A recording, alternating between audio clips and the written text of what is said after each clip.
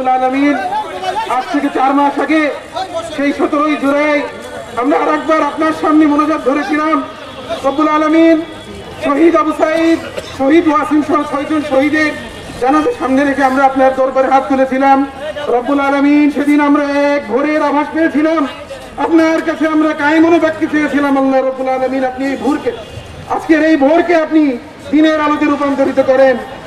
রব্বুল আলামিন আপনার দয়ায়, আপনার খাস রহমতে আমরা 5 আগস্টে সেই দুপুর পেয়েছিলাম।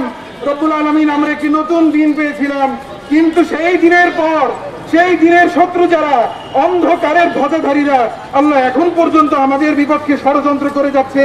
এই দেশকে, এই দেশের মানুষকে, এই দেশের হিন্দু মুসলিম নির্বিশেষে আপামর জনতাকে তারা পরাজিত দেখতে চায়। আল্লাহ রাব্বুল আলামিন তারা কখনো সরাসরি দেশদ্রোহিতায় নির্দেশিত হয়, কখনো সরাসরি তারা দেশদ্রোহিতা করে, আবার কখনো তারা এই হিন্দুত্ববাদী এই ভারতের মোদির যে শক্তি সেই মোদির পিছে সওয়ার হয়ে তারা এই দেশের বিরুদ্ধে ষড়যন্ত্র করে। রব্বুল আলামিন আজকে আমাদের এক ভাই গতকাল রাষ্ট্রপক্ষের আইনজীবী হয়ে তিনি এই উগ্রবাদী হিন্দুত্ববাদী শক্তির হাতে শহীদ হয়েছেন। রব্বুল আলামিন আমরা এই কষ্ট কিভাবে সহ্য করব? রব্বুল আলামিন এই জন্য আমরা জীবন দিইনি। রব্বুল আলামিন 2000 মানুষ এই বাংলাদেশ দেখার জন্য শহীদ হয়নি।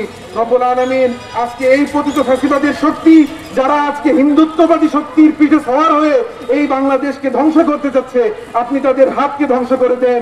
যেভাবে আপনি আবুল আহাবের হাতকে ধ্বংস করেছেন, আপনি এই পতিত ফ্যাসিবাদের হাতকে ধ্বংস করে দেন, এই হিন্দুত্ববাদীদের হাতকে ধ্বংস করে দেন, এই ইসলামের হাতকে আপনি ধ্বংস করে দেন। রব্বুল আলামিন আমাদেরকে শক্তি দেন, আল্লাহ রাব্বুল আলামিন আমাদেরকে ধৈর্য দেন। এই বিশাল ঘৃণ্য এই যে ষড়যন্ত্রকারী শক্তি তাদের বিরুদ্ধে লড়বার, এই বাংলাদেশের মানুষকে রক্ষা করবার, এই বাংলাদেশের প্রতিটা মুসলমানকে রক্ষা করবার, এই বাংলাদেশের প্রতিটা হিন্দুদেরকে রক্ষা করবার, এই বাংলাদেশের প্রতিটা খ্রিস্টানকে রক্ষা করবার তৌফিক আমাদেরকে দেন।